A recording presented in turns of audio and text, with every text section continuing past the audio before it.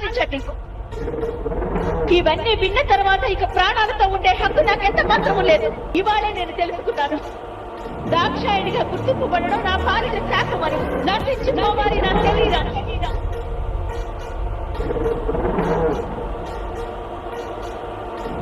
ఆజ్ఞాపించండి.